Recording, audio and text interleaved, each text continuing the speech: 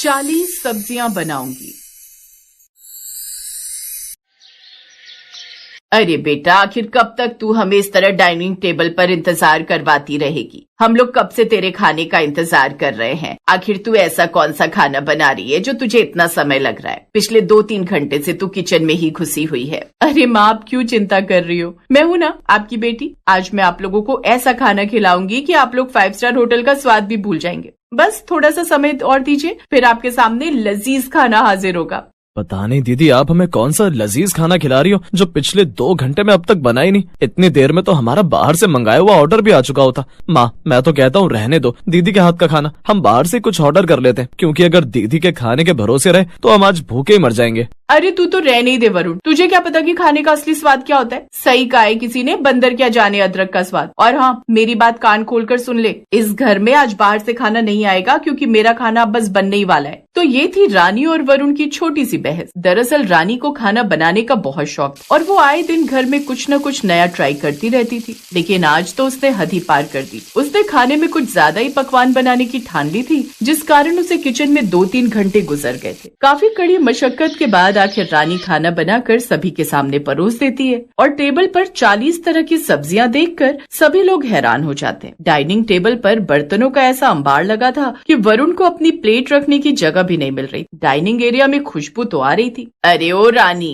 मेरी बात सुन ले बेटा, मेरा तो सिर चकरा रहा है ये सब देखकर। मैंने तुझसे कहा था कि आज मेहमान आने वाले हैं तो कुछ तमीज का बना लेना, पर तूने तो यहाँ पूरा कुंभ का मेला लगा दिया है। ये देख, 1 2 3, अरे ये तो खत्म ही नहीं हो रही। ये 40 सब्जियां बनाने का भूत तेरे सर पर कैसे सवार हुआ? और ये बता, इनमें से कौन सी सब्जी इंसान के खाने लायक है और कौन सी सिर्फ सजाने के लिए रखी है? माँ, आप भी ना हमेशा मेरी मेहनत पर पानी फेर देती हो। आपको पता है पिछले 3 घंटे से मैं उस गर्म चूल्हे के सामने खड़ी हूँ, उंगलियां जल गई हैं मेरी सब्जियां काटते काटते। मैंने सोचा कि जब वरुण कहता रहता है कि दीदी को कुछ नहीं आता, तो आज इसे दिखाई दूं कि इसकी बहन क्या चीज है। ये सिर्फ सब्जियां नहीं है माँ, ये मेरा टैलेंट है, टैलेंट। इसमें कोल्हापुरी वेज भी है, मलाई कोफ्ता भी है, और वो जो आप देख रही हो ना कोने में, वो ड्रैगन फ्रूट की तीखी सब्जी है। आज आप लोग उंगलियां नहीं हाथ चाटते रह जाओगे। वरुण, अब मुंह बंद कर और हाथ धोकर बैठ, वरना एक थप्पड़ पड़ेगा तो सारी भूख उड़ जाएगी। दीदी, थप्पड़ तो आप बाद में मारना, पहले ये बताओ कि इस पनीर के टुकड़े गुलाबी क्यों दिख रहे हैं? क्या आपने इसमें रूह अफ़ज़ा डाल दिया क्या? और माँ जरा इधर देखो, इस भिंडी में इन्होंने साबुत काजू डाले और साथ में किशमिश भी तैर रही है। दीदी, ये खाना या किसी की शादी का बचा हुआ शगुन? मुझे तो डर लग रहा है कि अगर मैंने ये 40 सब्जियां चख ली तो कल सुबह मुझे हॉस्पिटल के बेड नंबर 40 पर एडमिट होना पड़ेगा। माँ, मैं अभी भी कह रहा हूँ, फोन उठाओ और पिज्जा ऑर्डर कर दो, कम से कम जान तो बची रहेगी। तो चुप कर वरुण, तुझे क्या पता फ्यूजन कुकिंग क्या होती है? वो पनीर गुलाबी इसलिए है क्योंकि मैंने उसे चुकंदर के पानी में उबाला है ताकि वो हेल्दी हो जाए, और भिंडी में काजू किशमिश डालना रॉयल टच है, समझे? तूने आज तक खाया ही क्या है उन सड़क के मोमोज के अलावा? माँ, आप इसकी बातों में मत आओ, आप शुरू करो। ये देखो, ये खास आपके लिए करेले का हलवा बनाया है, शुगर फ्री। सुनीता ने जैसे ही करेले का हलवा सुना, उनका ब्लड प्रेशर वहीं बढ़ गया। उन्होंने बड़े डरते हुए एक चम्मच उठाई और सबसे सुरक्षित दिखने वाली आलू गोभी की सब्जी में डाली। जैसे ही उन्होंने पहला निवाला मुंह में रखा, उनके चेहरे के भाव ऐसे बदले जैसे किसी ने उन्हें बिजली का झटका दे दिया। उफ, पानी दो, पानी जल्दी।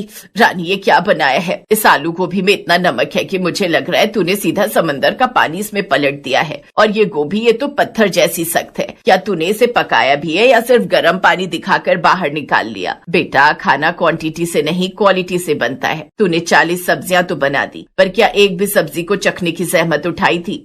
हाँ माँ, मैंने कहा था ना, दीदी ने आज नमक सत्याग्रह शुरू किया है। दीदी, सच बताना, नमक का पैकेट फट गया था क्या कढ़ाई में? और ये देखो, ये दाल मखनी है, सीमेंट का घोल, इसमें तो चम्मच भी नहीं हिल रही।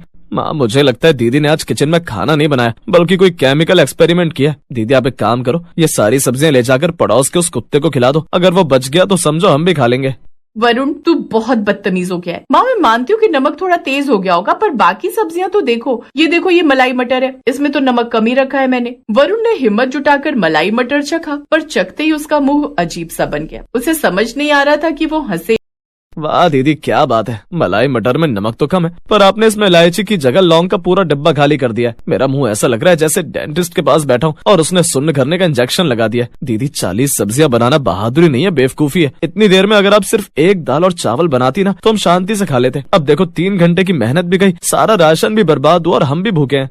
तो क्या करूं मैं तो चाहती थी कि आज संडे है तो सबको स्पेशल फील कराऊं। मुझे क्या पता था कि फ्लेवर्स आपस में लड़ने लगेंगे। मैंने यूट्यूब पर देखा था कि जितनी ज्यादा वैरायटी उतना ज्यादा प्यार बढ़ता है। बेटी, प्यार पेट भरने से बढ़ता है, पेट खराब करने से नहीं। तूने जो ये 40 डोंगे सजाए हैं ना, इनमें से आधे तो कच्चा माल है। ये देख, पनीर कच्चा है, मसाले भुने नहीं है, और तूने दही वाली सब्जी में नींबू निचोड़ दिया है जिससे वो फटकर पनीर का चूरा बन गई है। खाना बनाना कोई रेस नहीं है कि तूने 40 आइटम बना दिए तो तू जीत गई। खाना एक कला है जिसमें सब्र चाहिए होता है। तभी घर की घंटी बजती है और वरुण दरवाजा खोलता है तो देखता है कि उसके 3-4 दोस्त अचानक आ गए। वरुण का चेहरा सफेद पड़ जाता है क्योंकि उसे पता है कि अंदर मौत का खाना सजा हुआ है। ओए वरुण, क्या खुशबू आ रही है भाई बाहर तक। क्या रानी दीदी ने कोई होटल खोल लिया है क्या? टेबल तो एकदम लबालब भरी हुई है। यार हमें भी बहुत भूख लगी है, हम भी आज यही हाथ साफ करेंगे।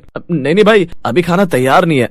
मतलब दीदी ने अभी इसमें कुछ सीक्रेट इंग्रेडिएंट्स डालने बाकी है। तो चल बाहर चलते हैं, मैं तुझे चाट खिलाता हूँ। अरे नहीं वरुण, आने दो इन्हें। आज मैंने 40 तरह की सब्जियां बनाई है, तुम लोग खाकर बताओ कि कैसा बना है। ये वरुण तो मेरी खिंचाई करता रहता है। अब अमन और उसके दोस्त बैठ गए। उन्होंने सब्जियां चखनी शुरू की। पहले तो सबने एक दूसरे की शक्ल देखी। रानी बड़ी उम्मीद से उनके चेहरे देख रही थी। दीदी सब्जी तो बहुत यूनिक है। मतलब ऐसा स्वाद आज तक कभी नहीं मिला। ये जो भिंडी में आपने अंगूर डाले ना, ये तो एकदम आउट ऑफ द वर्ल्ड है। ऐसा लग रहा है जैसे मैं मंगल ग्रह पर खाना खा रहा हूँ। सच में अमन?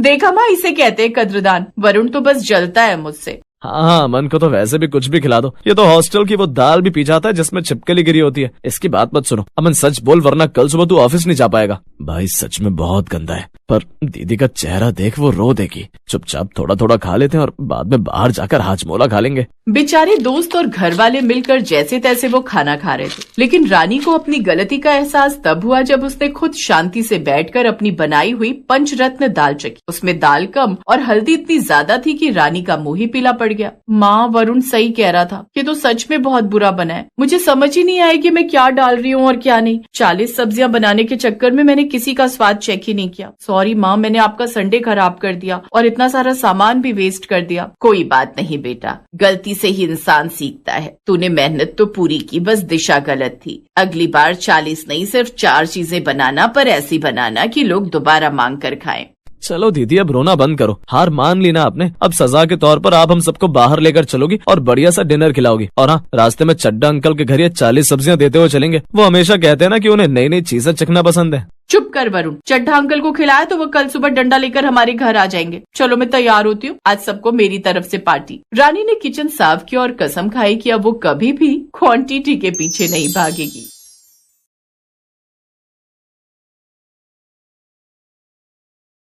दिसंबर का महीना शुरू हो चुका था। पहाड़ों से उतरती ठंडी हवाएं दिल्ली जैसे मैदानी इलाकों तक आ गई थी। उसी शहर में एक गली के कोने में बना घर था मेहता निवास का, जहां घर के मुखिया मदन मेहता, उनकी पत्नी गोमती, बड़ा बेटा उदय, बहू अंकिता, छोटा बेटा अनुज और बेटी सुप्रिया रहते थे। सर्दियों के दिन शुरू हो गए थे। एक रोज मेहता निवास में सुबह के 6 बजे थे। बाहर बर्फीली हवा थी, मगर अंदर रसोई में हलचल शुरू हो चुकी थी। अरे रे, कितनी ठंड है। इतनी ठंड में हाथ धोते ही बर्फ लगती है। अरे माँ जी, आप पहले ही उठ गई। अरे बहू, ठंड हो या गर्मी, रसोई को कौन रोक पाया है। पेट तो हर मौसम में भूखा रहता है और चूल्हा सारे साल जलता ही रहता है। क्यों, सही कहा ना।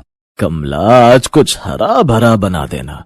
ठंड में शरीर गर्म रहेगा और ठंड में हरी भरी सब्जियां इतनी आती हैं कि उन्हें खाने का और भी मन करता है। हाँ, ये तो आपने सही कहा जी। ठंड का मौसम तो बड़ा ही अच्छा होता है। न एसी, न पंखे, न पसीना, पर खाने में हरी भरी सब्जियां वो अलग। बहू ऐसा कर, आज खाने में तू पालक का साग और बाजरे की रोटी बना ले। ठीक है माँ जी, मैं बाजरे की रोटी बना दूंगी, लेकिन मक्खन तो है ना। है बहू, पर ज्यादा मत डालना, जानती है ना इनका कोलेस्ट्रॉल बढ़ जाएगा। लेकिन तभी अंकिता का देवर कहता है, लेकिन भाभी, मुझे तो मक्खन मार के ही देना बाजरे की रोटी, तभी खाने का मजा आता है। ये देखो कैसा चटोरा बन गया है ये अनुज। जब से भाभी आई है पेटू होता जा रहा है। खैर, इसका भी कसूर क्या है। इसकी भाभी इतना अच्छा खाना बनाती है कि जिसे 2 रोटी खानी हो वो तो 4 खा जाए। और अभी तो मेरे अंदर भी जान बाकी है, मक्खन भी खा लेंगे और ठंड भी भगाएंगे।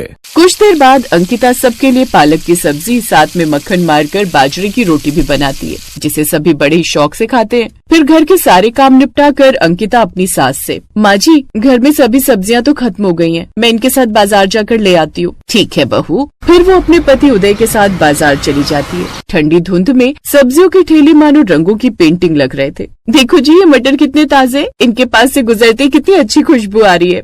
हाँ हाँ ले लो, लेकिन ज्यादा मत लेना, माँ फिर बोलेगी इतनी सब्जी कौन खाएगा। अंकिता मुस्कुराई और धीरे से बोली, अजी ठंड में हरी सब्जियां ही तो जान है। भैया कैसे दिए मटर? 120 रुपए किलो बहन जी। क्या इतने महंगे? अब बहन जी यही तो समय होता है हमारे कमाने का। अच्छा ठीक है, आधा किलो तोल दो। ऐसे एक एक कर वो और भी सब्जी जैसे मेथी, पालक, सरसों, मूली के पत्ते, शिमला मिर्च, अदरक और भी चीजें उसमें भरती है। कुछ देर बाद वो सब्जियां लेकर घर आ गई। घर आते ही उसने हरी सब्जियों से सारी रसोई भर दी। फिर शाम को अंकिता रसोई में गई और मेथी छांटने लगी। जल्दी से मेथी छांट लेती हूँ, फिर मेथी आलू की सब्जी बना लूंगी, उसे बनाने में ज्यादा वक्त भी नहीं लगेगा। साथ में बथुए का रायता भी बना लेती हूँ। अंकिता ने गैस जलाई और मेथी का छौंका लगा दिया, जिससे पूरे घर में खुशबू फैल गई। वाह वाह, इन सर्दियों में जो हरी सब्जियों का स्वाद है ना वो अलग ही है। ऊपर से मेरी बहू के हाथों की तो बात अलग है। हर सब्जी इतने प्यार से बनाती है कि उसमें स्वाद उतर आता है। सही कहा माँ आपने। आपको पता है परसों मैं भाभी के हाथ का बना पालक पनीर कॉलेज लेकर गई थी। मेरी फ्रेंड्स को तो इतना पसंद आया कि क्या ही कहूँ। वो तो कहने लगी कि इसके आगे होटल का पनीर भी फेल है। तभी कुछ देर बाद अंकिता झट से खाना बना कर ले आई। उसके बने खाने की खुशबू से ही सब बड़े खुश हुए। ऐसे ही उसने अगले दिन आलू मटर बनाए जो सबको बड़े पसंद आए। एक रोज, अरे सुषमा तू मेरी बहू के हाथ का खाना खाकर तो देख, तेरा ना दिल खुश हो जाएगा। क्या खाना बनाती है वो, आजा किसी दिन मेरे घर, तुझे खुद ही यकीन हो जाएगा। अच्छा ठीक है, चल अब मैं फोन रखती हूँ। माँ जी ये लीजिए अदरक वाली चाय। वैसे किससे मेरी इतनी तारीफ कर रही थी आप? अरे अपनी सहेली सुषमा से। बोल रही थी कि उसकी बहू को तो सही से खाना बनाना भी नहीं आता, तो मैंने कहा मेरी बहू तो बहुत ही अच्छा खाना बना लेती है। क्या माँ जी कितनी तारीफ करेंगी आप, मैं बस ठीक ठाक बना लेती हूँ, इतना भी अच्छा नहीं बना लेती। ऐसे ही दिन बीतने लगे। एक रोज अंकिता सब्जियां लेने बाजार गई तो सब्जियों के दाम सुनकर हैरान, क्या 100 रुपए किलो से नीचे कोई सब्जी नहीं है? ये अचानक सब्जियों के रेट इतने क्यों बढ़ गए? अब ठंड में सब्जियां इतनी दूर से पहाड़ी इलाकों से आती हैं, तो दाम तो मंडी पहुंचते पहुंचते अपने आप बढ़ जाते हैं। अच्छा तो एक काम करो, एक एक पाव सब तोल दो। एक एक पाव? भाभी जी मजाक कर रही हैं क्या आप तो हमेशा आधा किलो या 1 किलो सब्जियां लेकर जाती थी। अरे तो तब दाम भी तो कम थे इसलिए लेकर जाती थी। अब अंकिता सभी सब्जियां थोड़ी थोड़ी लेकर घर आ जाती है। पहले जहाँ हरी भरी सब्जियों से रसोई भरी रहती थी, तो अब वो कुछ सब्जियों में सिमट कर रह गई थी और उनमें भी अब हरी सब्जियां कम, लेकिन बाकी की सब्जियां उसमें ज्यादा दिखती थी। जैसे मेथी में आलू ज्यादा थे, पालक पनीर में पनीर ज्यादा होता, जिससे अब घर वाले नाक सिकोड़ने लगे। खाना खाने के बाद न जाने क्यों अब सब्जियों में वो स्वाद नहीं रहा, भाग्यवान जो पहले आया करता था। सही कहा पापा, आजकल ऐसा लगता है जैसे भाभी बेमन से खाना बना रही है। हाँ, पहले मैं कहाँ भाभी के हाथ की बनी 4-4 रोटी खा जाता था, लेकिन अब मैं 2 भी नहीं खा पाता हूँ ठीक से। मुझे तो लगता है शायद बहू सारा दिन काम करके अब थक जाती है और उसमें अब वो हिम्मत नहीं रही कि वो सही से खाना बना पाए। इसीलिए शायद पिछले कुछ हफ्तों से अब हमारे घर में खाने में वो सब स्वाद भी नहीं आ रहा। उन सबको ये बात करते हुए अंकिता सुन लेती है। आप सब गलत समझ रहे हैं, आपको सब्जियों में स्वाद इसलिए नहीं आ रहा क्योंकि घर में 6 लोगों के हिसाब से जहाँ पहले आधा किलो या 1 किलो सब्जी आती थी, अब वो सिमट कर 1 पाव रह गई है क्योंकि सब्जियों के दाम जो बढ़ गए हैं। आप जानते हैं कोई भी सब्जी अब 100 रुपए किलो से नीचे नहीं है और रोज तीनों वक्त इतनी महंगी सब्जी हम नहीं ला सकते। शायद इसलिए अब आपको सब्जियों में स्वाद कम लगने लगा है। ये सुनकर वो हैरान रह गए। अरे बहू तूने ये बात हमें पहले क्यों नहीं बताई? अगर बाजार में सब्जियां महंगी हो गई हैं, तो हम अपनी रसोई में ही हरी सब्जियां उगा लेते हैं। क्या माँ जी, रसोई में सब्जियां? और क्या, अरे तुम नहीं जानती तेरी सास को खेती बाड़ी का कितना शौक था। अब मैं तुझे फार्मिंग करना भी सिखा दूंगी। अब हम अपनी रसोई को हरी भरी सब्जियों से भरा बनाएंगे।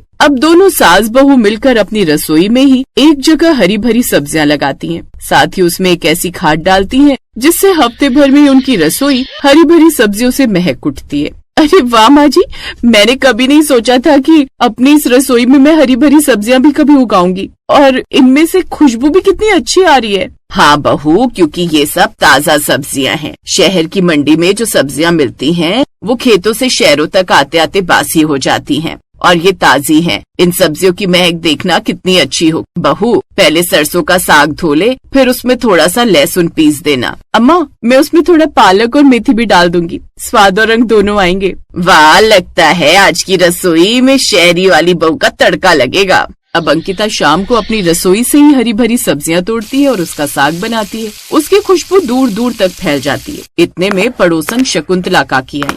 अरे कमला, तेरे घर से कैसी खुशबू आ रही है रे? क्या पका रही है बहू? आज हमारी अंकिता ने ठंड की रसोई सजा दी है। सरसों का साग, मटर की सब्जी और बाजरे की रोटी। अरे वाह, अब तो मैं भी खाना यहीं खाऊंगी। उस रोज वो सब साथ में बैठकर खाना खाते हैं और वो जो सब्जी का स्वाद था वो बेहद ही स्वादिष्ट था, जिसे खाकर आज सबके चेहरे पर फिर से रौनक लौट आई। Thanks for watching.